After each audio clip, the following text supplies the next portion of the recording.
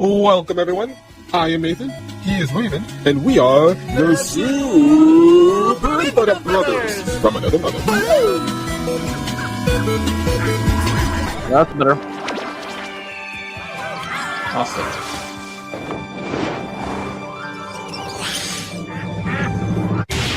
Adventure time!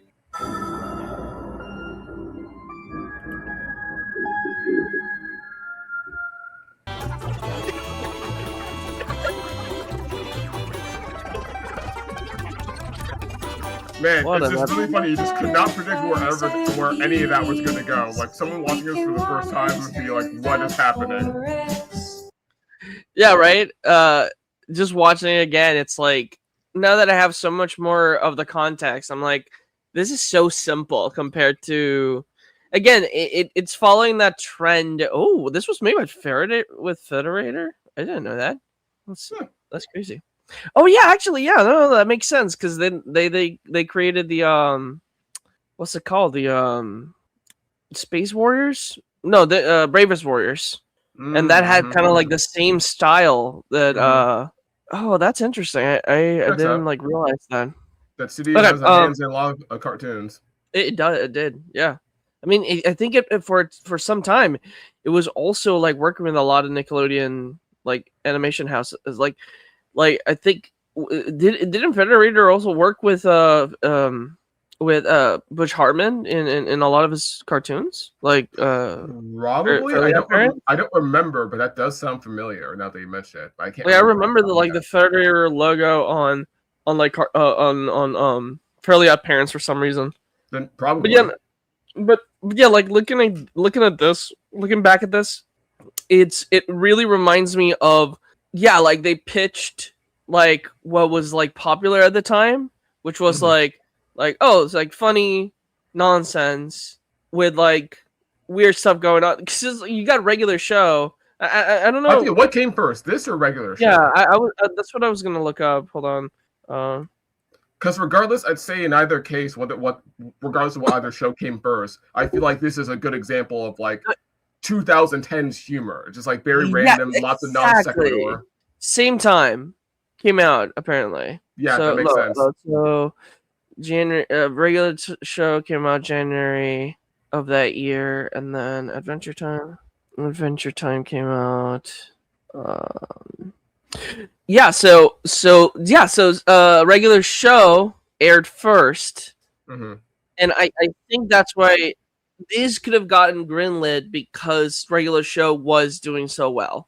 Like, and it had like that. How far apart were they? Like a few months? Maybe they got greenlit at the same time, but a regular show was in January, and then Adventure Time was in April. Gotcha.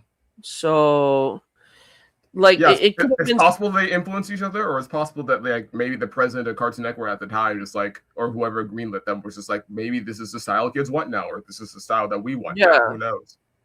Yeah, no, I think I find it interesting because this is the period of time where Cartoon Network was like making less story-driven cartoons, but they were still like good cartoons.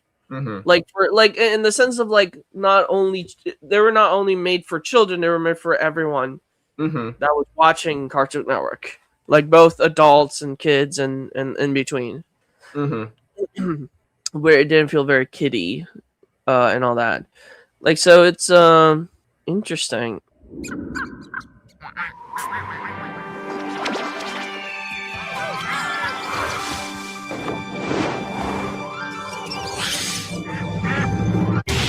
Adventure time!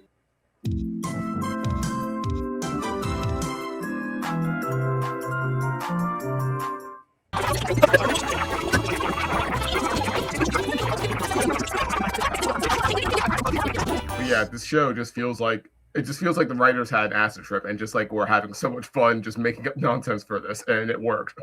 Yeah, no, and what I love about this type of storytelling is that, again, this feels to me like I think there's two types of storytellings. There is where you figure out how the world works as you go along. And then there's I structured everything from the beginning. I know how it ends. I know how the beginning goes. I know how like everything connects in between. And I think this one does such a good job at building on what they already like have, right? Because like a good example is that this episode gives us like the lumps as like the sickness and whatever. And like so people normal regular beings turn into lumps. And then like later on, like in a further season, I think it's like season 5 or something, they always come back to ideas, or they always come back to things that happened earlier and try to explain them. And I like that. And they do them in a way where it feels satisfying. Because like in that like episode from like season 5 or something, they essentially show us like the soda pop, grape soda, I think it is. And that like turns people slowly through time and turns them into these weird lumpy creatures. So it could be like the origin of like the lumps in a way. Interesting. Because they show us that the lumpy space drinks that soda and it's purple, they're purple and like different shades or whatever. But it's like, yeah, I like this interesting. There's like an interesting storytelling in when it comes to like building up a story, going back and being like, it feels more like improvising like a tabletop game, like a campaign. Like, this just feels like a silly D&D game of like, as you continue, you build on the things. It's just like you do something and you write an explanation for that thing later. Yeah, that makes sense. That really is what this feels like. Yeah. So it's like, I really enjoy it. I think some people don't seem to like that type of storytelling. They think that it's not as effective, but I find it very, very good. Honestly, in some ways, it feels like a logic, like in terms of humor and tone, and maybe even storytelling as well. But at least in humor and tone, it feels like a logical next step of some of the cartoons that came before this. Obviously, not all of it, because like we mentioned how there were definitely cartoons before this by Cartoon Network that were a bit more story driven.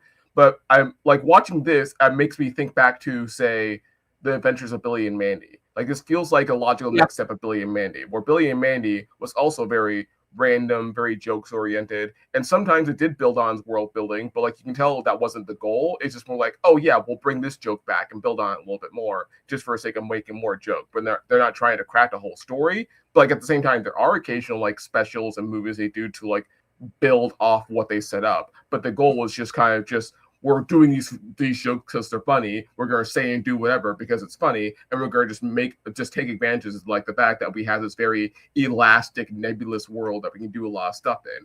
And so this feels like this leans into that as well. Just kind of cranks it up to 11, where I feel like it's even more random, even more elastic, even more world building, where you just kind of do whatever. Whereas with Billy and Mandy, it was not really grounded, obviously, but like it was still mostly focused on, okay, these kids are on Earth in the real world, quote unquote, with like the underworld where Grimm is from and blah blah blah, and that's kind of it. Whereas these guys, they're kind of making up their own world from scratch, so this kind of allows them to do even more beyond that when it comes to elasticity and like all the jokes they can do and all the races and worlds they can create within that.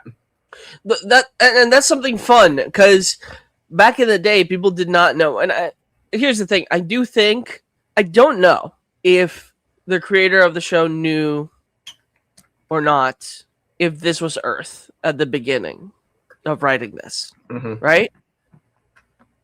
I don't know, and I can't say either way. But I think that would be like a cool thing that you would write first. Like you would like come up with the idea of like, oh, like as you're like making a concept, you don't know everything about the world or anything like that, but you go like, oh, what if it's a post-apocalyptic thing?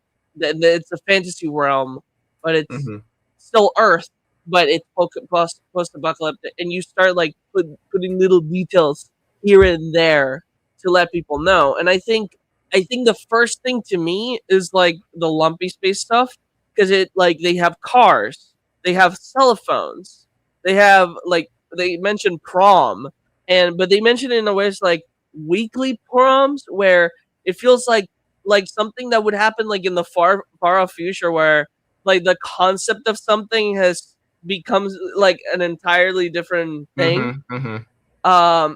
So I would like to think that was actually thought out, like the concept of like, oh, what if a fantasy realm, but it's actually like thousands of years in the future, in a post-apocalyptic world. Like I think that was probably like the concept idea that I think for this, and then just make silly stuff, like essentially like just start making silly stuff, start putting it like little by little out there. So yeah, like I find that interesting. Yep, I buy that. Oh, like yeah, no, like it's in the theme song, right? Like I mean, you see it in the theme song from the beginning. But you do see it in the beginning. Like look at all of that. Like it's back. Like I think that is the premise. Like I think it's like this is the bygone era. Something horrible happened, and we're now like far a future in a fantasy realm, basically. That's fascinating. Just building on this is so cool. Like I think this is where, to me, the interest of the show came from, because the show puts this off for a while, right? Like it doesn't dive into it. So I think people were intrigued by this.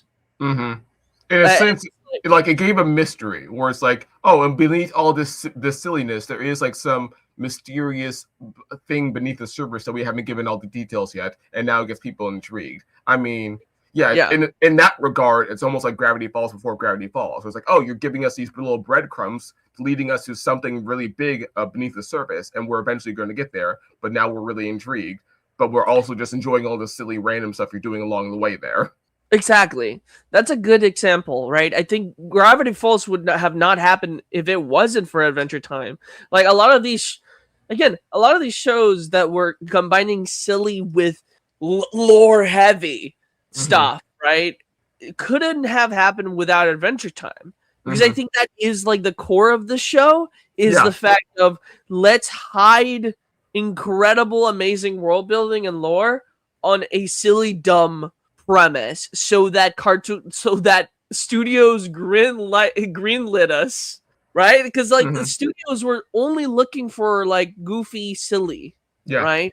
Yeah, they didn't care about lore. Like, I think you're right. That is like the biggest draw of Adventure Time, because I don't think there was a show before that really did as much lore, unless it was an adaptation of something that already had a lot of lore to begin with, like say Batman or Superman. But like it's a completely original idea. Like again, talking about Billy and Mandy. Like technically, yeah, it had lore, but like it wasn't like crafting around the lore. It's just more like, oh, we're doing this joke, and I guess because of this joke, there is this lore now. But it's not like the main draw. The main draw is just the jokes, and that's it. We're not going to build any like extensive narrative off of this. Whereas with Adventure Time, they're doing the silly, and they're like making lore with the silly, obviously. But like the main draw is the fact that it just has so much lore beneath the surface, and you're learning more about this lore as you go on. It's kind of like getting to know a person like over time, where it's like, oh, this person seems like this on the surface, but as I get to know them, they're actually so much deeper than I realize, and this is fascinating to learn about them. So this show is just kind of like making a really deep friend. Exactly, and I think it's like it's kind of that vibe of like, oh, it was always there, right? Of like, and I think like this was like in the time where YouTube was already like it was I think in its 5th year of being created, if I'm not mistaken, because YouTube came out in 2010. So it's like there was these channels already coming out making theories and stuff like that, right? So it's like I think popularity grew as well from people like breaking these things down back in 2010. Yeah, that makes sense. This would be a very YouTube friendly show because it's so lore deep, and like lots of things got popular because YouTubers got talked about like the lore behind the surface. Like that's exactly why Five Nights at Freddy's got so popular, because people were talking about the lore over and over on YouTube. So yeah, I feel like this show definitely got people into lore.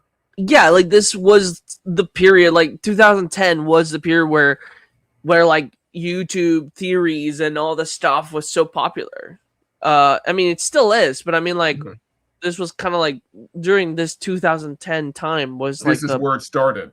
the big boom of it. So yeah.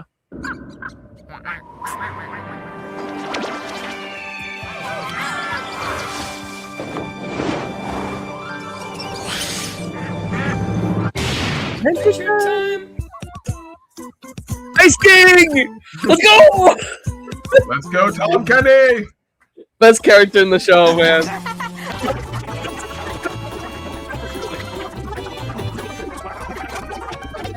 Fascinating. There's Cosmic Owl for the first time. That's really fascinating.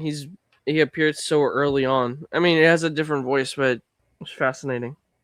And yeah, I can see why this would be like when this show starts getting like people. This is the episode that the big starts getting attention because, like, yeah, with the appearance of Ice King, it really does seem to set the dynamic for the show, like the most recognizable dynamic for the show. Because at the end of the day, you can have a good hero, but they don't really mean much if you don't have an iconic villain to match them up with. And so, like, you've got like the main antagonist, or not really. Well, you got the main dynamic between like an antagonist, a villain, and the heroes, and what you to expect for much of the show from now on.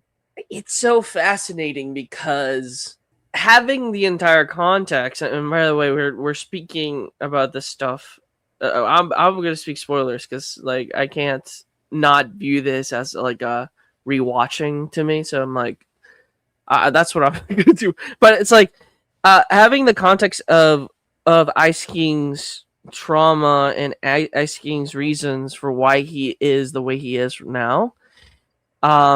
It makes it so much more tragic to watch that episode to me, because it's like it gives you like a lot of like the marriage thing. He was married, like the princess thing, like he called his wife princess. Like there's this like very twisted thing of like I want connection, but I am. Essentially, he is acting like a sociopath, like the Cosmic Owl said, of like needing and wanting connection, but only but forcing people to connect with you instead of being genuine and trying to connect with people. Ice King always needs to be in control of the situation, and even like in later episodes when he is given the opportunity to make friends, to become closer to people, he doesn't take them and he rejects it.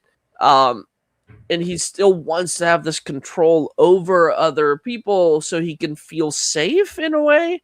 And so he doesn't get hurt, basically. And it's fascinating because it's like it's hard to talk about a character that is like basically in like crazy, like out of their minds because of a decision they made.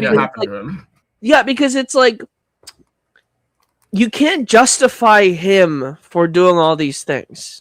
Like he's still doing like pretty evil stuff, right? Yeah. But at the same time, like I understand. Yeah, like I understand why is happening. It still doesn't justify what he did, but it's like at the same time out of his control. Like he's being controlled by an outside force, essentially, and he doesn't have the capacity to control that in his life. So yeah, it's like you said, like you can't like what he's done or you can't justify what he's done, but with that new understanding, you can't help but like feel pity for him. And, like even without that context, and like because I remember a lot of that as well. So like I remember that was in my head, like going through this. But I feel like even if he like didn't have that in mind, I feel like there is still sort of like an inherent patheticness to the character that you see just from this episode alone. And like without that context, you might just think, oh yeah, it's like so refreshing to see a villain be so pathetic because like of his actions, blah, blah, blah. But at the same time, it's like you still can't help but feel somewhat bad for this guy because at the end of the day, he just wants connection. He just wants to be liked. He's going about the worst way possible, but like his desire is still human. So like there's that patheticness there, that vulnerability, that authenticity that you still can't help but see whether or not you know the full context. So it's like, so like on some level when you're watching this, it's like, bro, it sucks that like you feel that way, and it sucks that like you're trying to like do something and fix it, but you're just doing it in the worst way possible. So it just makes you all the more pitiable. Yeah, without the context of the lore whatsoever, this episode to me still invoked he's lonely, he's creepy, he's a bad guy, but it's coming from a place of loneliness and like longing for connection. So it's like, without putting all that lore on him, I feel like it's still very clear what the show was presenting us. It was so they built on it in a good way. Whereas I think sometimes the difficulty is like when you like add something later and build off of something, if it doesn't quite sync up well with what you already said before, it feels more like a retcon than actually building up on it. Yes. So like this does like what they build on with Ice King does not feel like a retcon. It feels like a natural progression.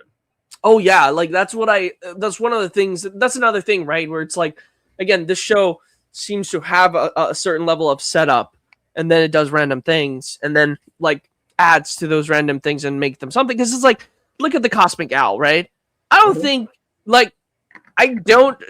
that he knew what Cosmic Owl what a Cosmic Owl was.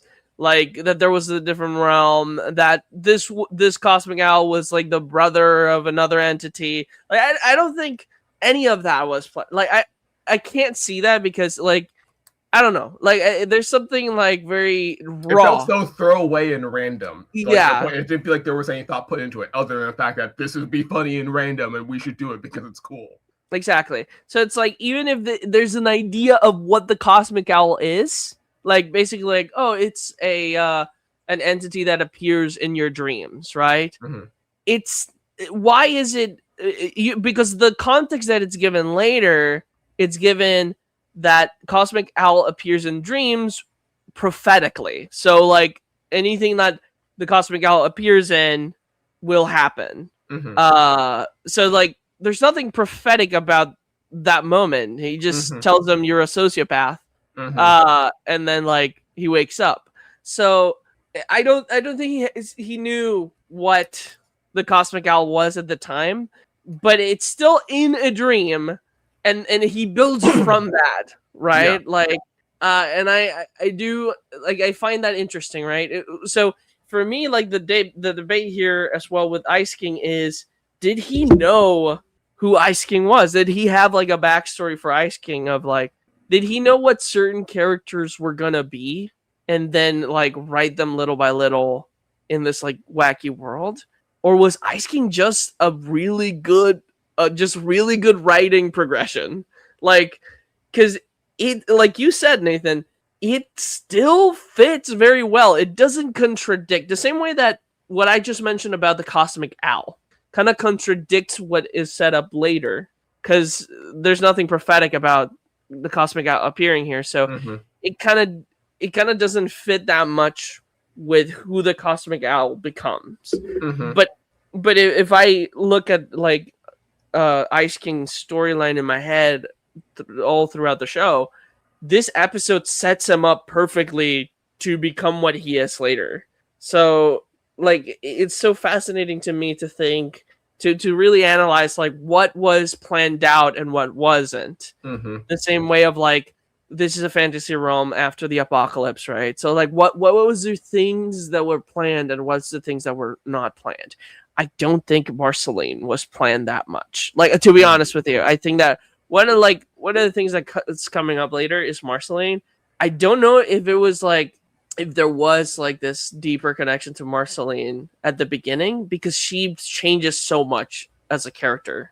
In that case, from I forget where I read it. I think it might have been somewhere I read it, and like, not to get to like too like get off on like a side trail here, but like in the case of Marceline, I think I remember hearing recently was like, the case was with Marceline, there's only like a couple people on the show that like really like the character and really resonate with her, Rebecca, Sugar, and one other character. And then around the time they left, all the people that were remaining on the show writing for the characters didn't really feel that inclined to write for Marceline, partially because Rebecca and the other writer did her so well that they were kind of scared of her, scared of writing for her, but like also just didn't feel as resonant with the characters as the way the other writers did.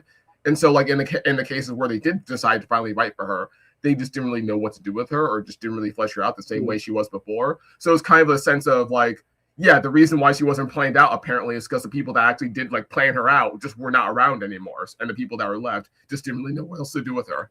Interesting, because then that really tells me like, because to me one of the interesting things about show running, right, is that you become a showrunner. That doesn't mean that you write all the episodes. Like you are a showrunner. and you have other writers write out ideas. Like essentially you, and then you look at them, you read them over, and you go like, yeah, this fits in the world. Like you have this the same way that I think the same way that Steven Universe did this that same thing, and many other shows. I mean, like most shows are like that, right? Like I find that very fascinating because I've never really given that much thought on how. Probably that's why like there's so many, like sometimes there's episodes that focus on a specific character because like one of the writers finds that character specifically interesting.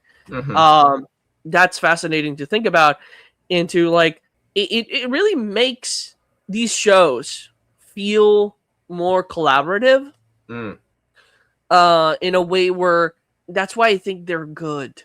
And to be honest with you, like I there are some shows that are good that just come out from one person, like Alex Hirsch. That's like he had everything planned out, but he still had writers with him helping him write the comedy and all that stuff. So I think that there's still collaboration, even if you have like a full on, what's gonna happen in your story, and like the entire plot or the entire lore of it. There's this level of collaboration that I really love about the animation industry and just like making movies and shows in general, where it's like there's this collaboration that I don't see a lot happening in Christian media, like as an example. Like, and I think the reason why movies are getting better now and shows are getting better is because they have more than just one writer. And I do understand that sometimes when you have more than just one writer, sometimes it becomes a mess. Right? It's like, right? Like in a project. But I think when it's done properly, when it's a team of people working together to make something good, right? To make something better, to improve onto something. This writer is really good at the comedy stuff. This writer is really good at the drama. This writer is really good at the lore, right? It's like, and you have all these little things. You come together and you make something interesting. Like, I think Christian media is becoming a bit better because it's not just one person writing a story anymore. It's not just like a chamber of like one person writing something and then like producing it. It's more multiple people working on it. And I think VeggieTales was also pretty good because of that, because it was not it wasn't isolated to one person, but it was more than him creating it. Like there were other writers. Yep, and he was, makes total sense. Handling the show, he was show running basically what everyone else was writing. So yeah, like I think there is something to say about making shows as a collective unit that makes them far more interesting and better if done right. Yeah, and I feel like another thing that made adventure shows stand out is like obviously there are shows that came before that like had plenty of like multiple writers and like and were collaborative like you're describing. But I think the thing about adventure shows is that like it really like polished and made some particular writers and creators that are working on the show like start to stand out on their own. Whereas like Rebecca Sugar, I feel like people like got on everyone's radar like the moment they like came out with that backstory episode on Ice King, and like she like really shone there and like did other great episodes on the show. And then from there she went on to make her own stuff. And I think there are other people who worked on the show that also like made their mark on this show and then went on to make their own things as well. And like that's like the creative industry and the animation industry in general. Like you like pay your dues at this one show, you take your licks, you do your thing there, and then go off and do your own thing later on. But like I think this is a show that like was most advertised for doing that, or maybe not advertised per se, but like people were aware of that. People were keeping tabs on it, where it's like, oh, this writer's really good, or like this music, this like the person doing the music on this is really good. So like let's follow them and let's see what else they do. Where it's like between social media and all the other stuff, it's easier to keep tabs on these folks.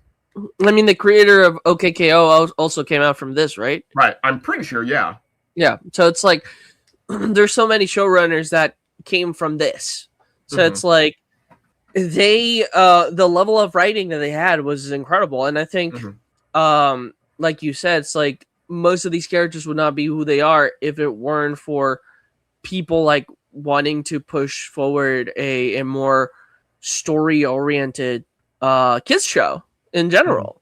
And I think I find it so interesting, right? Because it's like going back to theorizing about this, right? Like Cartoon Network was really strict with what they wanted. They wanted an episodic shows at the time in the 2010 era of cartoons. They wanted episodic shows. That's what they were looking for, so that they would air them. Kids wouldn't miss anything. And SpongeBob. They had done it exactly. Like they had done it in the past with, like you mentioned, Billy and Mandy and Foster Home for Imaginary Friends and all these other shows, right? But I think, but Cartoon Network was known for a lot of like lore and story oriented shows. And then you had those little like the Billy and Maddie and all these other shows that were more episodic, like Chowder and stuff like that, where it's like, oh, this is more episodic. This is becoming way more popular. And I think that's what the direction went through for Cartoon Network, was like, it's becoming more popular. These shows are becoming more popular because then we can just air them and children don't feel like they're missing something, basically. Yep. And also, I think this is just a very transitionary period for Cartoon Network in general, where it's like, I forget when it happened, but I'm sure like the president shift happened at some point during like this era, and I think that also like changed Cartoon Network's motivations and like what they wanted to see in their shows. Because I know during the 2010s was also like when the CN Real thing was happening as well. It's like they were doing more live action stuff, and so yeah, I think they were focusing on trying to be as accessible as possible to as many different people demographics as possible. And so like they want episodic things, they want live action things, they wanted things that would be sure to sell a lot of toys. And so because of that, they were less focused on like more story driven stuff, and a lot of story driven stuff just either didn't last as long or just didn't get green light, or like just got canceled very early on. Like people were bemoaning the fact that like Symbiotic Titan, which came out during this era, did not last long because there weren't many toys made for it, but it's also just super story driven as opposed to episodic. Yep, exactly. So I think this was a really interesting thing to do at the time, of like, this is what Cartoon Network wants, but all storytellers want to tell stories. And it's like, there's a moment where I think these people understood that their shows would not get greenlit if they weren't disguised as episodic at first. But once they gave them more seasons, they could like dip their toe into their lore more and more. Because at that point, if the show is popular enough that it's making good sales and it's making good money from the network is not going to cancel you or care if you keep the ratings up. So it's like, as long as you do that, you're good. So yeah, I find it fascinating. Yeah, this was definitely like the birth of like shorter form animation storytelling, where it's like, again, like there have been like cartoons before that came out with like 11-minute episodes, usually just like packing with another 11-minute episode to make a full 22-minute episode. But usually in those cases, they weren't focused on telling a story. It's just more like, oh yeah, this is like the fun little adventure the characters are going on. We're not going to go that deep. It's only 11 minutes. There's only so much we can do. And usually if they wanted to do something more deeper than that, they would do like, okay, we're going to do a full 22-minute special episode, or we're going to do a full 45-minute episode. And that's when we'll start doing something deeper and more extensive. But like with the writers on Adventure Time here, and like the shows that came from Adventure Time, you see more of a intentionality and like focus when it comes to efficiency when it comes to using these 11 minutes. Where like in a lot of Adventure Time's cases, it were still just like 11-minute romp episodes where like nothing much happens, we're just having a good time, or they would find a way to like mix the two together, where it's like it seems like it's going to be a goofy romp, but then like it turns into, oh no, there's actually plot happening here, there's actually development happening here, there's a focus happening here. And then I think you see that further improved with like the shows that came after this, where I feel like Steven Universe was especially good at doing this, and like Infinity Train was also good at doing this, where like each like 11-minute episode, you thought it was going to be one silly thing, but then like so much development happens within the span of 11 minutes. So it's like they're able to like use the time so well and so efficiently. And I feel like Adventure Time's format was really what led to stuff like that happening, and like why you still see it today. Yeah, no, I think it's crazy. Like, it's definitely like insane how it's such a fascinating concept that you're able to pack so much story into 11 minutes, and it's like they do such a good job at the pacing that you sometimes forget it's 11 minutes. Like, I've watched like some of these episodes feel to me like longer than that because it like tells a full fulfilling story in those 11 minutes, and there are some of them that just end but at least like shows like Steven Universe and things like this, like they feel like they told a fulfilling story in those 11 minutes.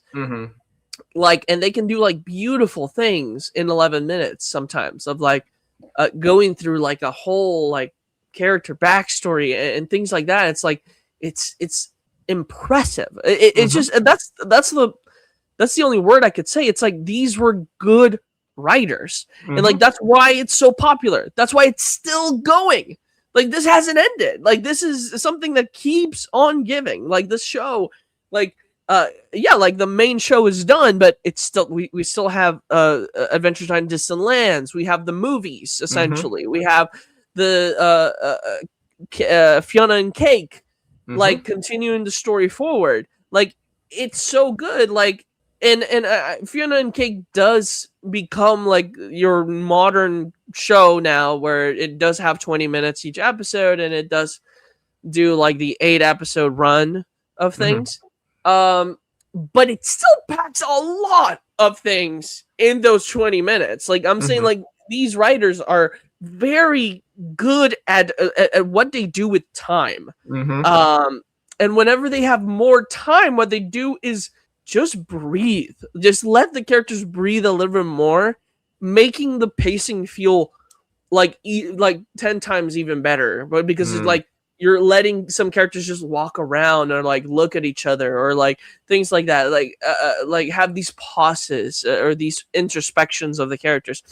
So like these writers, I mean, no wonder, right? No wonder they went on to make their own shows and create stories that still resonate with everyone right now. Like the people working on this have made some pretty incredible things.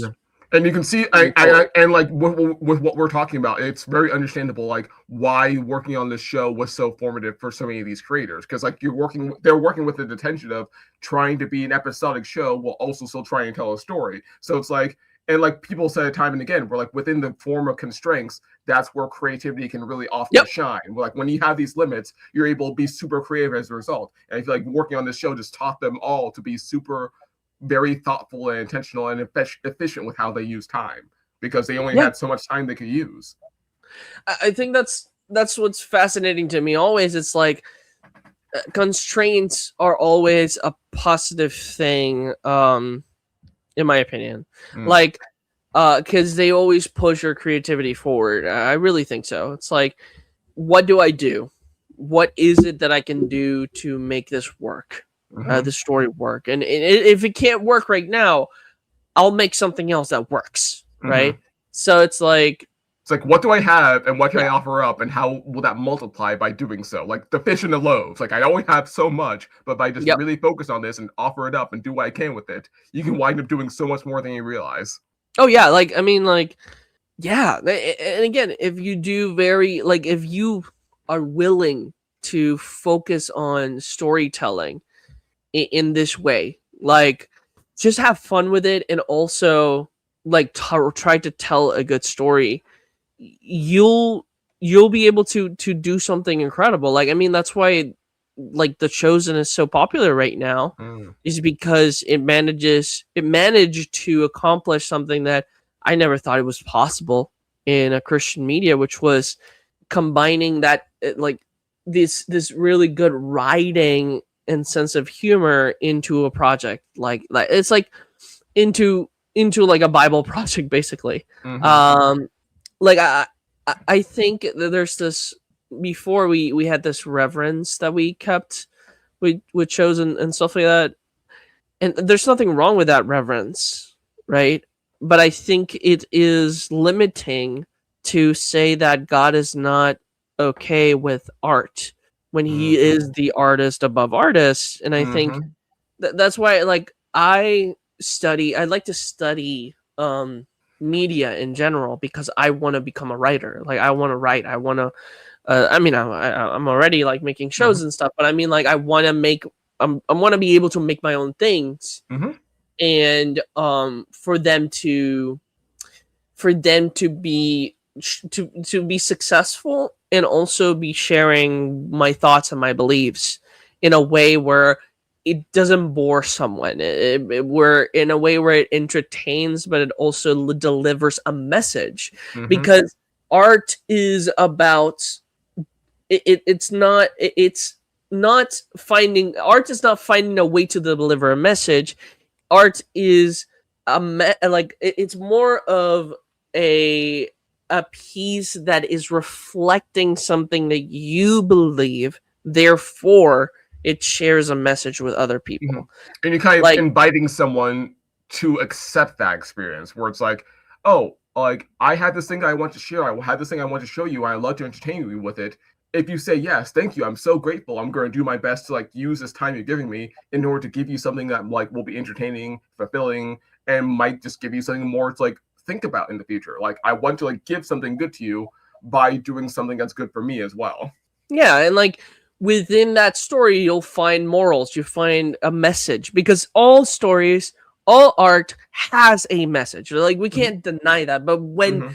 your purpose to make the art is just to deliver a message, it depends, right? Right? It Mhm. really depends. Like, if you're trying to something, like criticize something through your art, that makes sense. Like, I mean, right? Like, in delivering a piece of art where it's like delivering like a strict message about something. Yeah, like, everybody, like, art is political, art is like cultural, art is all these different things, right? um but I feel like people never want to be preached at. Mhm. They never want to be forced over the head Mhm. with your message. Yeah. And I feel like Adventure Time as well does such a good job at presenting its own thoughts about mortality, its own thoughts about the afterlife, without me feeling like it's like actually like selling me on reincarnation, Mhm. but it is presenting me with reincarnation in a way where it feels like a philosophy, or it feels like essentially me reading about it and being able to kind of like Mhm. uh understands where it's coming from a human Yeah. It's perspective. like you may not agree with it, you may not accept it, but like now you have an understanding for it and to see like, oh, this is why someone might believe it or would believe it. Okay, I Mhm. understand that humanity behind that, so I get behind that, even if I don't accept or believe what the same thing. So like I feel like at the end of the day, the great thing about art is like when it's done well, it's basically just a conversation between two peers, two friends. We're just like you're just talking to each other and getting to know each other. And as you get to know each other, especially more deeply, that just opens up that just influences both people involved as you learn more about each other and are both your minds start to expand as a result. Like you just said, you don't want to get beat over the head with messages and lessons. It's the same way, like if you're talking to someone, you don't win them over by arguing with them or out logicking them. The most persuasive people in my life are people I know, love, and know personally well, as opposed to some random stranger that's able to like out logic everything I say or do. Because even if he is technically correct, I'm not going to listen to anything he says because I don't know him, he doesn't know me, and his logic may be sound, but he doesn't know the heart of who I am, and I don't know his heart. As opposed to you and me knowing each other, we're able to influence each other and convince each other so much. And even if we don't agree on everything that we say or do, we're still able to understand where the other one's coming from because we're talking to each other, we're knowing each other, we're getting to know each other and go get deeper and deeper with each other the more we know each other. The same way, like I said earlier with Adventure Time here, it's like it feels like you're getting to know a deep friend. Where like on the surface, Adventure Time seems like one thing, but the more time you spend on the show, the more time you spend with the characters and its messages, you see, oh, this is what the show is really like deep down. This is what it feels. This is what it believes. This is what it's saying. I can understand where it's coming from now. And again, I may not agree with everything it presents, but I can still understand where it's coming from now that I know what the show is like, and now I know what the creators like deep down and what they want to express. And so, yeah, it just feels like a good conversation. And through that conversation, you're able to grow so much as a person as a result. Yeah, and I think what's fascinating to me, one last thing before we start this one, I think what's fascinating to me is the fact that I think it's fascinating that this is one of those shows that kind of grows up with the audience the same way that Steven Universe feels like it grows up with the audience. Or Toy Story did. Yeah, no, that's another good one. I think it's like the more you go through the seasons, this show feels like it's growing with you in deepness and in richness, right? Because at first it's like sillies, right? Like it's funny, it's dumb, like it's just whatever. But it's still adolescent, it's juvenile, and that makes sense because that's what Finn was at this point in the story. Exactly, and it's like, but it's still there's still like a deepness there, right? Like there for sprinkled, like you said, like there's it's like this thing right there, but that's not the main focus. And you're not, as a kid, you're watching this, you're only focusing on the fart jokes and the sillies, right? Like you're not focusing on that deepness. But as you grow up with the show, as the seasons progress, and it gets like this is why I love this type of storytelling of like progressive, like from episodic to lore heavy. It's because it kind of grows up with you as you're watching the show. The show's literally maturing.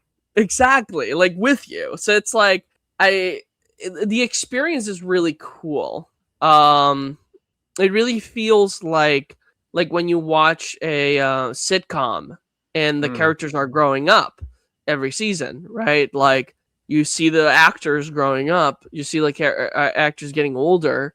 You feel like, oh, they're growing up with me, they're changing with me. That's the same thing I feel here with shows like Adventure Time and Steven Universe, and that's why I don't like, even though I'm okay with episodic natured shows, I don't like when they last for years without change. Like it's The Simpsons. It's a good thing. It's good example. SpongeBob, SpongeBob. It has gone for so long. I lost interest, and I really dislike that because I still enjoy those characters. And whenever like I sit down, I'm like, oh, I'm gonna watch one of those new episodes. I'm like, oh, this is still good. Like it's still what I remember these characters being, but I'm not inclined to keep watching. And it's because they feel like they're stuck.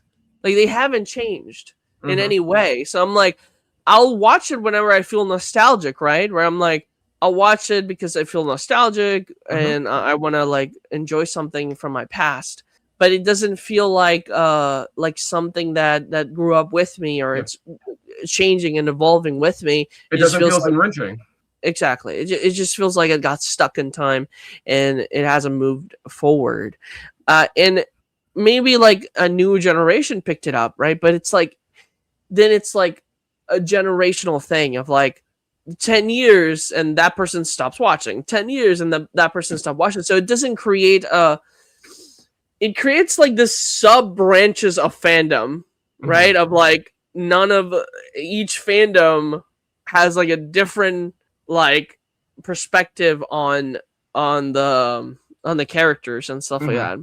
And it's great that it's able to last so long and like is more intergenerational in that regard. Because like compared to say Adventure Time, in that regard, Adventure Time is more like isolated within a specific period of time, and like people can watch it afterwards, but like may not have the same experience. But I think the drawback in say the case of The Simpsons is the fact that like like you said, there's only so much of a connection a person can make with it, and that connection is going to be different than like what this other generation does or the generation after that does, where it's like at the sacrifice of like the by being able to be so intergenerational, the cost is that people are not able to connect with it as deeply or only up to a point. Whereas in the case of Adventure Time, it might be like sort of like not dated, but like in sense it like only fits within one specific time period. But in this time period, the people that connected with it very deeply, because it's like, having a friend that's growing up with you as opposed to having a friend who is very static and stays the same in their ways. And like people will say time and again, if you have a friend that's like refusing to change, is like not really growing up with you, it's better off just to like not really be friends with them anymore, or at least not try to be that close with them, because they're insistent on keeping a status quo. But life is not a status quo; it's continually changing. Like you need to change. And that doesn't mean change who you are in a way of like you're a different person now, but you're technically a different person. Yeah, like it's like in a way like it's fascinating to me because you keep the core of who you are, but you change ideas or thoughts that you had that maybe were wrong, and it's essentially being open to change, being open to be able to change your mind about things without getting rid of who you are as your building blocks, Yep. your base for things. You're essentially what makes you, the core of yourself. Not shattering that, but building on it in a way where you are essentially like, if I need to I like to see it as like, if I need to renovate, I am not knocking the entire structure. I am just changing the things that need to be changed, removing the walls that need to be removed if I want to put something new there. But I'm not like destroying the building and starting over.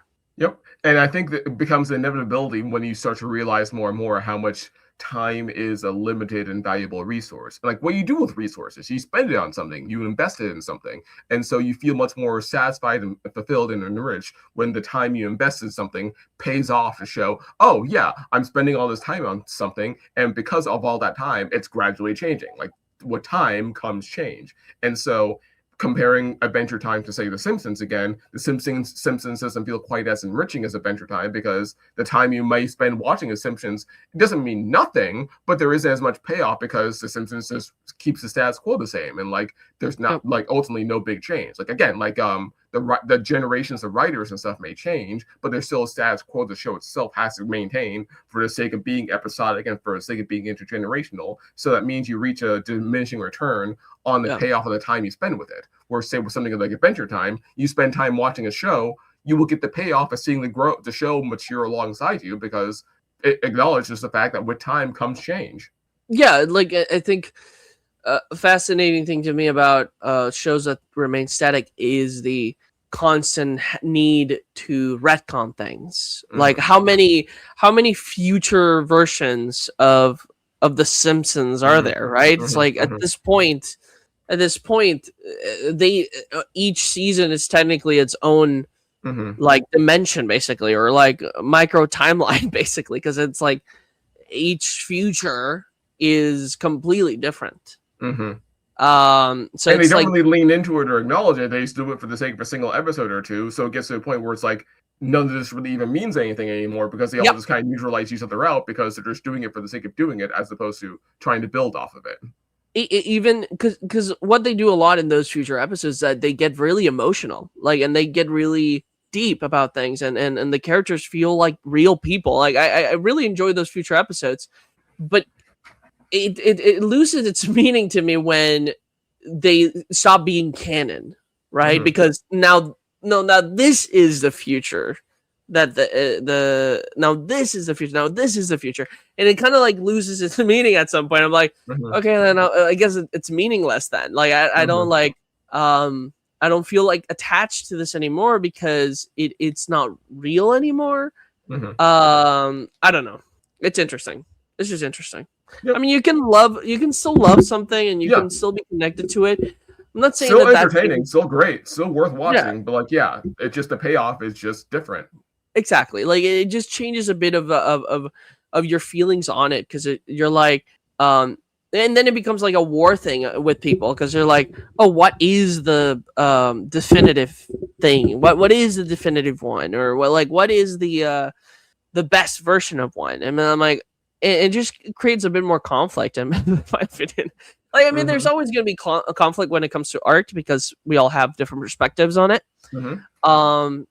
But I think, like I mentioned to you, I think whenever people actually resonate emotionally with something, there's more people are like connected. Like there's a crowd of people that are legitimately all in the same page with that thing.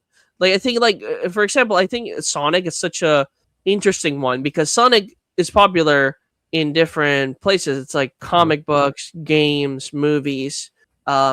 But we all get kind of like unified with that character. Like we can all like go like, but we still like we can all argue like which version is the best version or whatever. But I think I like there is a lot of discourse in the Sonic community. Don't get me wrong, at all. But I do think that there is like a unifying aspect of like I don't know if you've seen the Sonic cons. There's like Sonic conventions, and everybody just like everybody's so nice.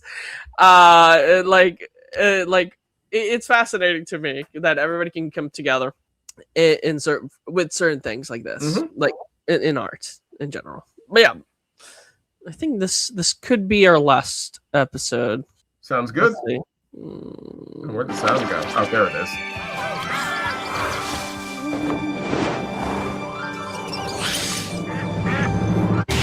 Adventure time. Oh, thank you, BMO, by the way. You've been so rude. Thank you for sharing.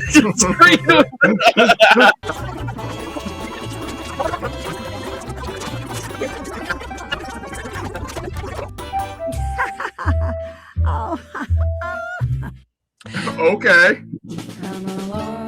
This is one of those episodes, man. That was It's one of trippy. those episodes that just ends. Yeah, they definitely could have handled that ending better. No explanation, no nothing. Boom. And then she shows up back in another episode without any explanation or anything. Okay. So yeah, definitely trying to hit their stride when it comes to using time well. Like I know we were just praising how well they do it. Obviously, it's still a learning curve for them early on in this show. Of course. Like this is one of those. Like I mentioned, I think I did mention it that there are some episodes that just end. Yeah. And this is one. This is one of those episodes where it doesn't feel very satisfying, and it truly. I think there's two types of like Adventure Time episodes: is interesting and fun, lore, and just random. It's like that's like. Like at least like the first 3 episodes that we saw were interesting and fun, but this one is like random in a way where it's like, okay, yeah, there wasn't like, because like it's like the balance you need to find when it comes like the sort of silly non sequitur humor, where it's like it can be silly and fun and entertaining, but I think it still needs to be grounded on some sort of through line, some sort of emotional foundation, something, and this needs to like be tethered to something in order to keep it like focused and satisfying. Whereas if you go too far in the randomness, it's just like, okay, what was the point of that? Like, I feel nothing, I know nothing, I gain nothing from this. It was just pure random silliness for the sake of silliness, which is fine, I guess. And, like, it's like the equivalent of like jingling colorful keys in front of a kid, where it's like, sure, they're entertained, but I guess they ultimately get nothing beyond that. Yeah, this feels like one of those. It feels like filler in a way where it's like, I think that's like just describing the term of like, it doesn't feel like it only does introduce a character that is important later. So it's like, I guess it's like, it's still important to see it because it does introduce Tree Trunks. But she's not like a main character as either. So it's like not as important because she gets reintroduced later as well. So it's like, you don't really need to know her deal that much. But it feels like an incomplete episode in a lot of ways, I think. I think like with Tree Trunks, I feel like she is a character that kind of like in the past I found her endearing because she reminded me of my grandmother. But now I can't help but like the sensitivities have changed in my mind, and I think it has changed with everyone. Where I find it really like, and more in this show, like there's a lot of like strange age gaps about things, right? Like they mentioned he's 12 now. It's like, and I just like there are things that are innocent about Tree Trunks in a lot of ways. Like I get her, but it's like it also feels kind of weird, you know. Certain things she says and does. I don't like her. And the same way I don't like Lumpy Space Princess. Yeah, it's I was like, never a fan of her. I don't understand why. Like I don't understand the character. I don't think it's funny. Like I understand that people. I think that the reason why she's there and she's still popular is because people find her funny. I don't. Like, got a funny voice, I guess, but like nothing that comes out of the voices I find very funny. I find it more interesting when like they do like her whole like homelessness arc and stuff like that, but she's still not like an interesting character because she kind of stays the same with her same like and I understand that maybe like they did set up that's just like a cult like maybe like that's just like a part of being lumpy is the fact that you're kind of like you don't care or like or things like that, but it's like she's very narcissistic, very she's just like in her own world and doing her own thing, like the same way that I think Tree Tongues as well. It's like very much a strange little character that it's endearing at the same time as annoying. But yeah, I think it's a hit or miss with different characters to me in Adventure Time. But yeah.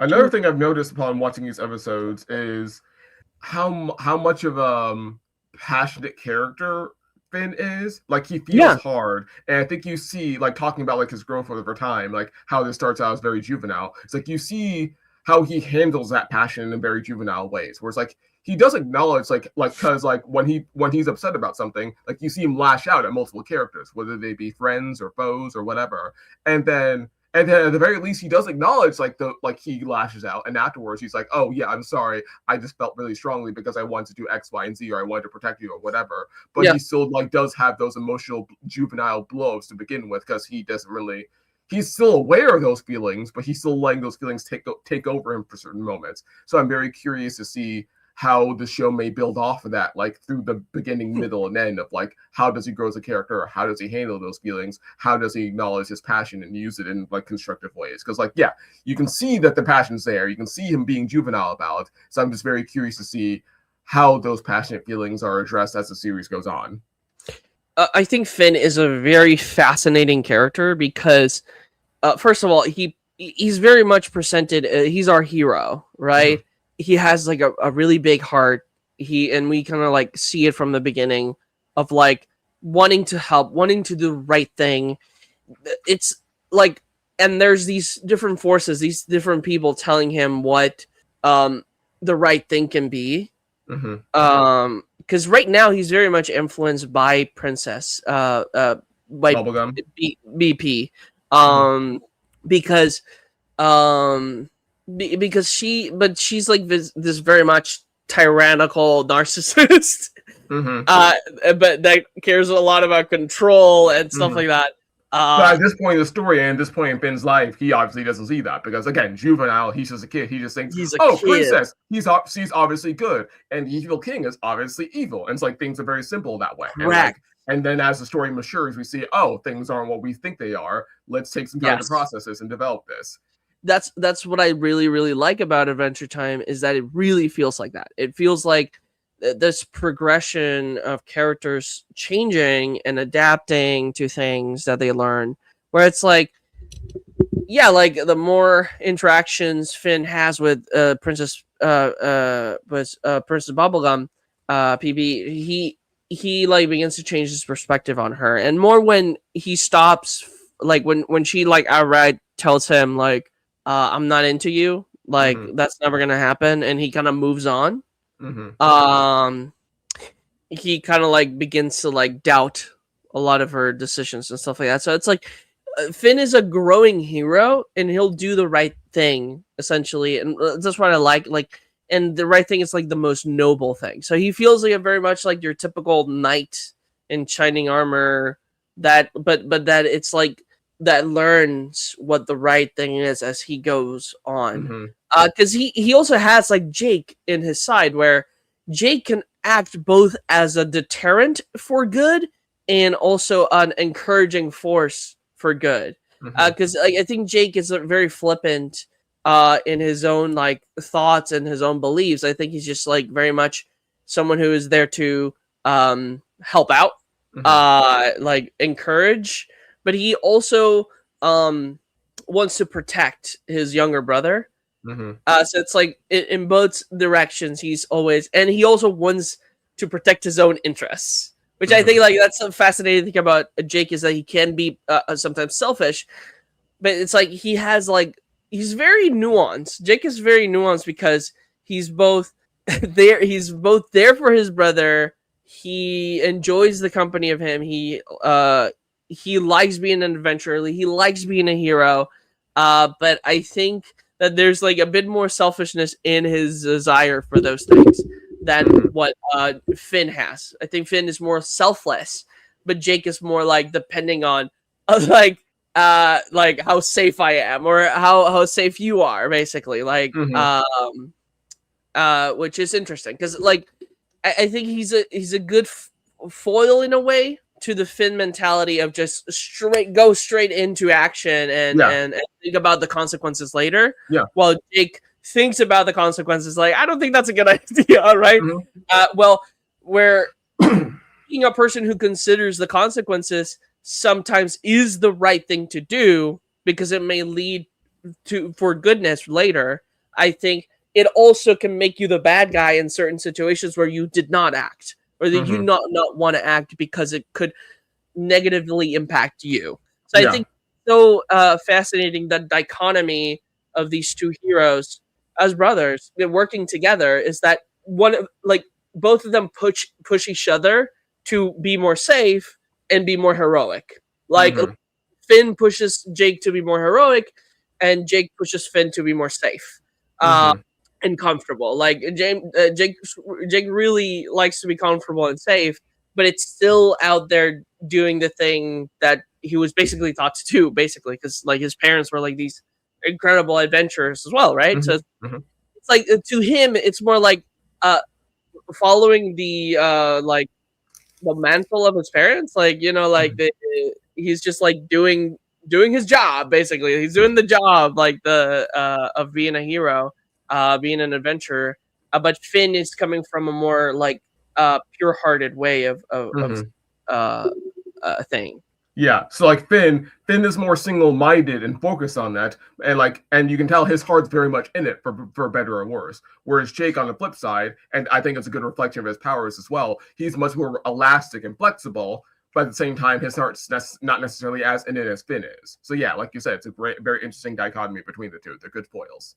Yeah, and then we have like Ice King like presenting again. It's the like I love the fact that we introduce him here in the first couple of episodes because it gives us the villain of the show, the first villain, I guess, of the show. But it also kind of gives us like, but it's not everything it is what it seems, right? Yeah. And later on, there are things that Princess Bubblegum does that are far more like selfish and cruel than what Ice King has ever done. Yeah, so it's I like how you see, like you said, like you see those bits and pieces like early on, like when you're watching this show for the first time as a kid, you're like Finn, you don't question it, you don't notice it, like it just you accept everything and makes total sense. But then when you come back as a more mature adult, like seeing how the story has already matured along with you, you come back to the start and you're like, oh wait a minute, you start seeing hints of it here and there, where it's like, oh yeah, this Ice King is evil, obviously, but like he's also more pathetic and human than I remember. There is something deeper here. Or the same thing with Bubblegum Princess, where I feel like in that first episode alone, you're like, wait, hold on. She's like reviving the dead. Wait, she talked about how she like dated this dead guy who was like called old whatever. So clearly there's like she's a lot older than she seems, and she's just totally okay with that. And she's totally okay with lying to her people and just trying to protect them. And like it's like, wait, hold on. There's like a lot to unpack with every little thing she said or done this episode alone. Again, not enough to like make her seem like as bad as she becomes later, but like there's definitely stuff you can see here where it's like, okay, there is more to this character than she seems, because she's willing to do some very messed up things almost flippantly in just this episode alone. And I really love the framing of it, because again, all these characters are very human because none of them are elevated to be good. They all are flawed, and flawed in the way where you like they do some pretty bad stuff. All of them, including Finn. Finn eventually does some pretty messed up things. it's like always like there's this sense of like wanting to rectify those wrongs somehow, which is what I like about the show on its like on its just like on the whole as a whole, is that it kind of like talks about the journey of humanity and essentially like trying to be a better person, trying to be a good person in a messed up world, because this is a really messed up world. There is like evil and monsters and these things. But like this episode, what I like about this episode, even if it doesn't like do anything, it does show you one interesting thing. It's like not everything is solved with violence. Not everything is not everything that looks scary and evil is evil. So it's like immediately like if you are an adult looking at this, immediately kind of gives you that sense of like, oh, this show is a little bit deeper than it's letting on, because these little skeletons that are like butterflies that are flying like come down and like they like skeleton like represents death. The first one is carrying like a little sword. You think it's gonna be evil, and then at the end they come in and they just start like playing instruments and vibing with one of the characters, and like the like even the flesh monster was acting like out of not malice. It just wanted to eat. Like it essentially it's like a wild animal, and it's more just acting on instinct, responding to stimuli, because like even like responded to like what Tree Trunks is doing. It's like, oh wait, it's putting a sticker on me. It's like giving me these things. Like, what is happening here? Oh, whatever. I'm hungry. I'm going to eat now. Yeah, and like the essentially solving the problem was it was essentially doing it in a non-violent way of like just letting the mimic you basically. So it's like it's really interesting. It sets a pretty good picture of how I think these 4 episodes really set up a lot of what the show is presenting. Like not everything it is what it seems. There is like a big there's something behind this, behind all of this. So yeah, those were the first 4 episodes of Adventure Time. Thank you so much for watching. Thank you so much for listening. And I hope you enjoyed it. I hope you enjoyed our bantering and talk about it together. Yeah, any last thoughts, Nathan? No, I'm looking forward to seeing more of this. And I guess we didn't we kind of jumped into it, so I guess we didn't fully explain. So like Ray's obviously seen the whole show. I have not. I dropped off like a couple seasons in, and it's been so long that I figured, oh, I might as well just like restart the show because I don't really remember anything. And I would like to finish it. So that's where Ray got this idea of, oh, let's just rewatch it together and go from there. And so we're like for the first while of this, we will both definitely be like coming from a place of knowing broadly what happens, whereas Ray would know more than I do, but there definitely will get to a point where like it's completely blind for me. And so yeah, I'm looking forward to like seeing the stuff I've already seen and like remembering that, like letting it all come back to me. But I'm also very excited to see the new territory for me, the stuff I haven't gotten to, and see how all of this comes together. I think there is one season that I didn't watch. Okay. So it's like there like through like at the end, so like the very end, like I don't think I watched that final season. Oh wow! Like I just watched the final episode because I was kind of like tired. But no, I so it's gonna be interesting to see what I missed, because I didn't watch the show I was watching it while it was coming out.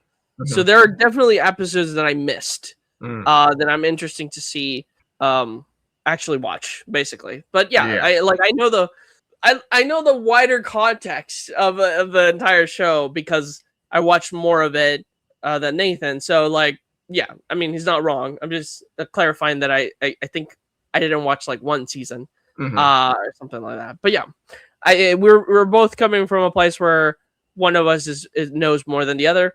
But eventually, we'll both be in the same page at some point. And when we get there, our reactions will be very, very real. It'll be a doozy, folks.